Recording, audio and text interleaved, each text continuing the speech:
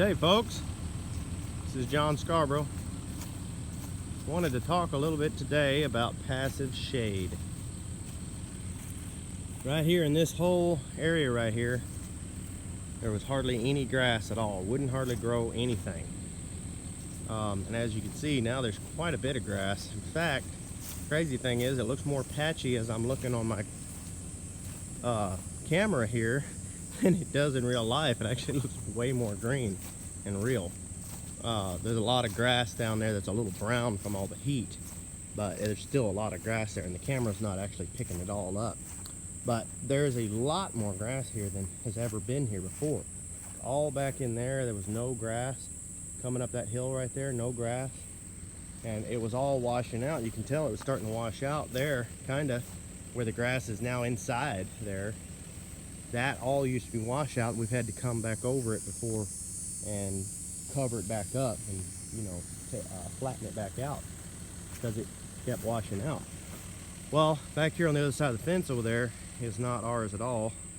But they cleared that property. They cut all those trees out, and the loggers did, and came and logged it. Well, what it did was create some passive shade here. There's still plenty of shade there. If an animal wanted to come by and keep shade right against those trees, they would have lots of shade, but there's forage underneath it.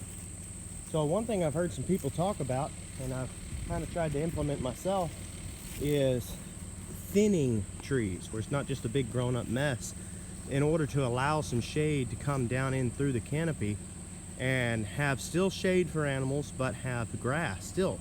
So what we're doing here, what you can see, is that you've eliminated the washouts. So that's going to start building up organic matter, and it's going to start keeping flooding from happening. There's just a lot of good that comes from that. And a lot of people talk bad about logging and cutting trees. Well, I think if things are done right, I don't think there's anything bad you can say about that. I mean, yes, there are some people that just come through and make a big mess out of it. But like this here, if we can come through with some cattle and start grazing this, and we're keeping grass growing up, so keeping something on the ground, a lot of times grass will hold ground together better and hold soil better than any tree will. I've seen trees fall inside of creeks and stuff because it continually just washing out. And as soon as you grow up some grass along that washout, along that creek, then it holds together, even through the winter, because the grass are perennials and they've got a nice strong root structure. So it's not just the roots making a net through there, but it's also all the grass will grow up and create some organic matter to lay on top of the creeks.